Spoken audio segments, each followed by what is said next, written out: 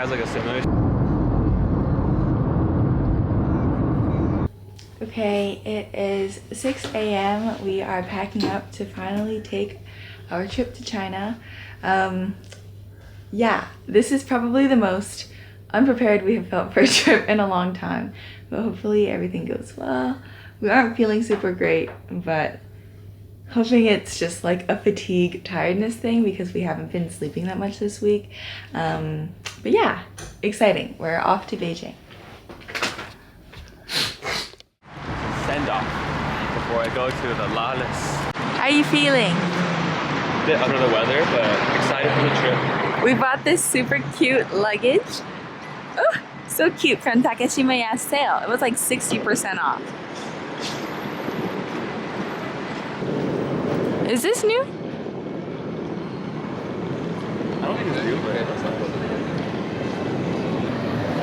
Okay, so all of the Chinese visa readers are broken at the airport. So there's a super long line, and we've been waiting for a while, but hopefully we don't miss our flight.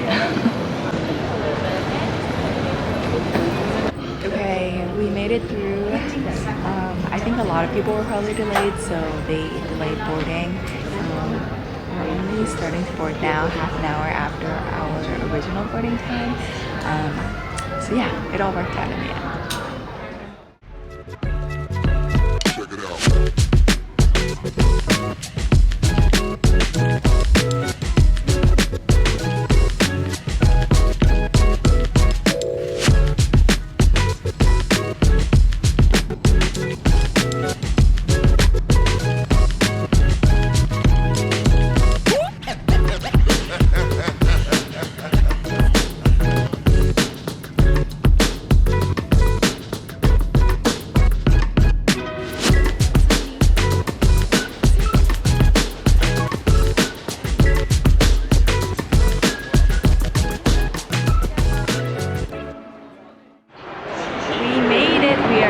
Check it out. Yeah, we had a little difficulty linking our payments, but now it's all settled. We got a coffee and we're gonna take a taxi into the city. So one thing about Hans and I is that we consistently fly Scoot because it's like the budget airline of the region. So flying Singapore Air to China was honestly such a treat. It literally felt like a trip in itself. I was like, wow, these seats, this meal service, everything was like, oh, such a great start to the trip. Then later on, we arrived at our hotel. Honestly, I didn't know this before, but the like really big chain hotels that are all around the world, but they're like super inexpensive in China compared to their other worldwide locations. So yeah, definitely keep that in mind when you're booking. The space was absolutely massive. The bathroom was so pretty. I was obsessed with it. It had space for all of my cosmetics, everything. I had never seen dragon fruit as like the fruit of choice in a fruit bowl before. And then Hans pointed out like, wow, they have gas masks for us like in the closet. But thus began our trip.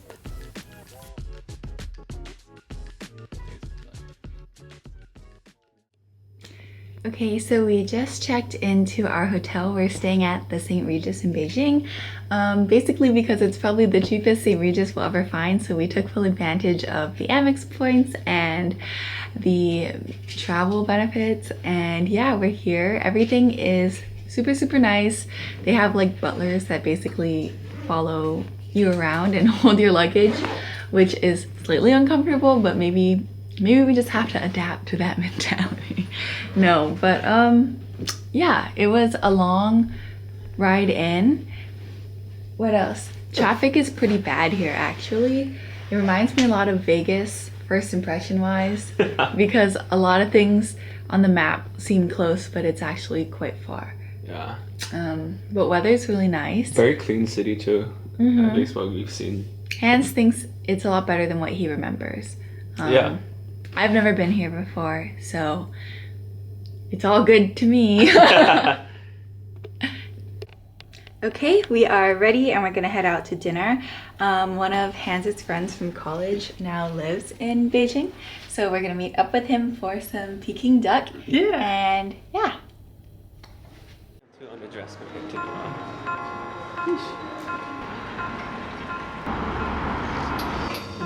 boys and girls.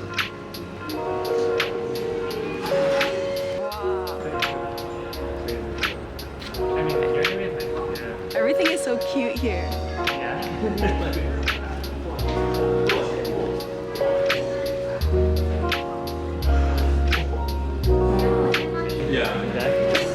I think it's better. There's a lot of cafes now. I think for us, it's the last biggest thing. It's like making rooms. We've been there for a while, but like because we've been traveling a lot, because they still remember like Beijing super heavy.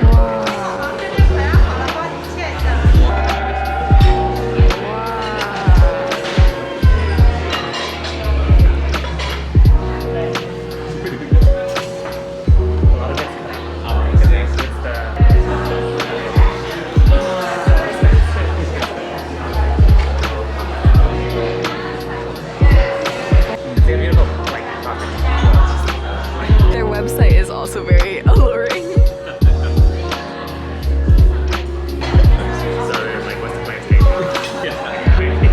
Yeah. Oh, I see. Put the duck in Sauce first or done? the sauce.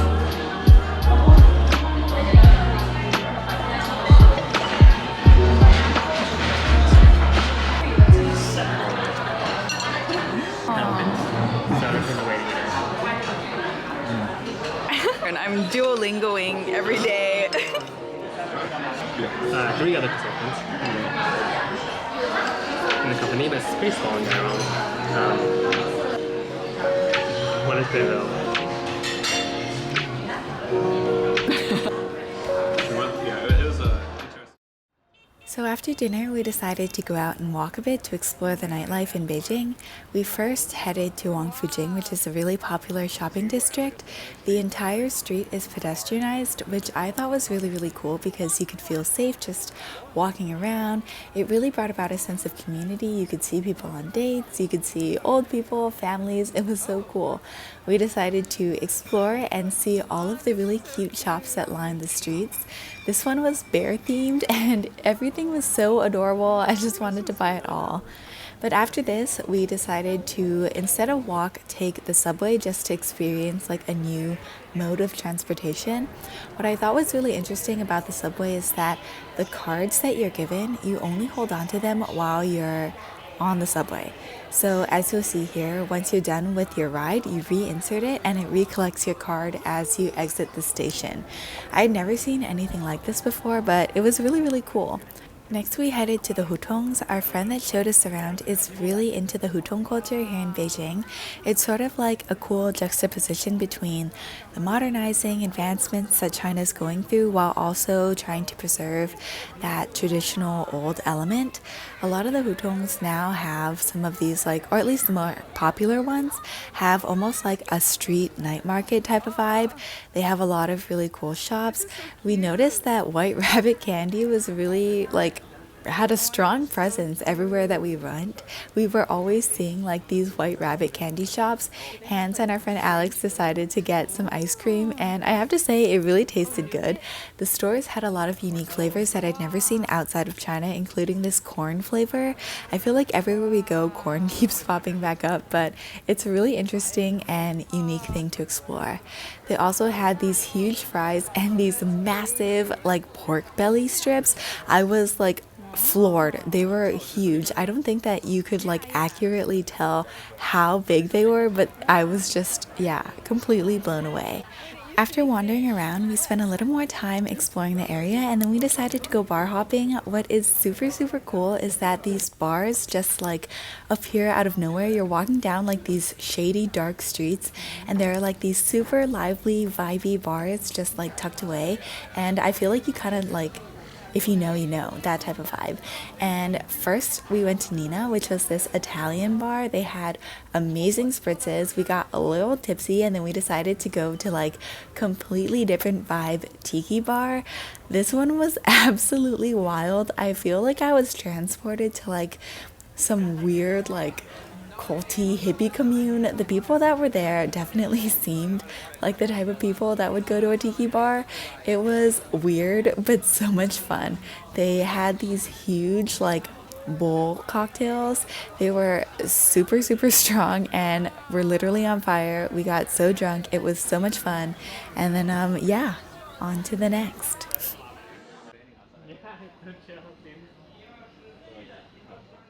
Okay, yeah, so obviously it was a super eventful first day in Beijing. I think since we were only there for 2 days, we really wanted to pack it all in there.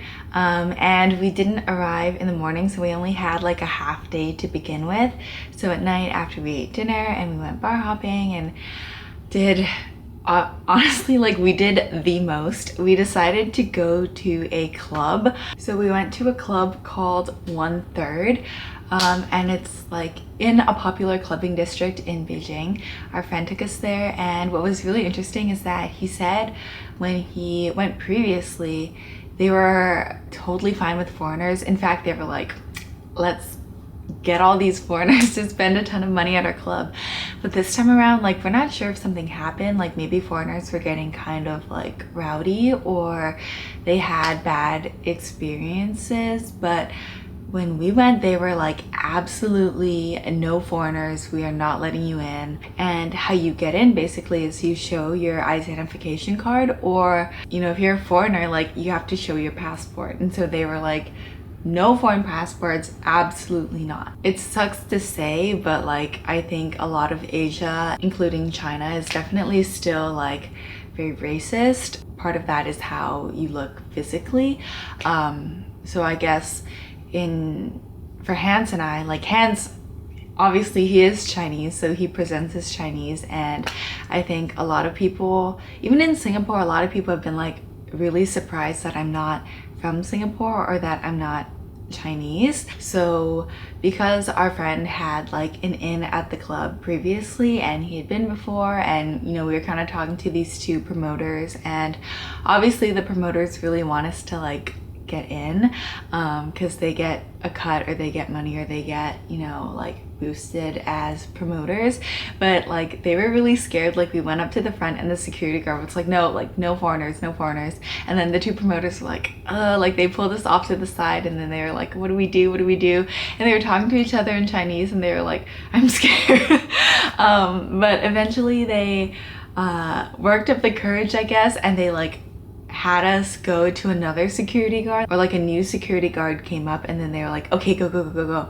And then they were talking to him, and they were like, oh, like, we can vouch for them, like, let them in, like, they're with us, etc., etc. And then there were like these like white people on the side, and they were like really confused because they were like, why can't we get in? Like, they couldn't understand why they couldn't get in, and they had like US passports, and a lot of people that like did not physically present as Chinese. The security guards were like, no way. But like the promoters, they were like, okay, you guys go, go, go, go. And we got in the club. That being said, yeah, we were literally, it felt like we were the only foreigners in this club. It was all Chinese people. But it was a good time. Yeah, I'll put in a bunch of clips of like while we were there. It was definitely like super, super crazy, super packed. It felt like, yeah, I don't know. I feel like in New York, the clubs aren't that crazy. You kind of like, obviously they get packed, but they're not like, you're not squished. It doesn't feel like you're at a rave or something, but like, that's what this felt like. In Singapore, it sometimes feels like this at the bigger clubs, like Marquee, Zouk, places like Capital, places like that. But yeah, this was insane. It was a lot of people, a lot of people. Ooh, I was out of focus, but yeah, it was a good time though. I had a pretty solid time. We drank a lot. Hans and I had both, like, we used to club a lot in New York, and then now we hardly ever club. So it was like only a little bit goes a long way now. But yeah, we basically like relived our New York glory days. It was a fun time, I do have to say. Yeah, that was definitely enough for us. Had our fun, crashed. We absolutely like knocked out once we got back to the hotel, and yeah, it was a great first night of the trip. I think that's it. So stay tuned for the next one, because we have a ton of China content. Yeah, and overall, good start. You pee? How was it? How are you feeling? I don't pee.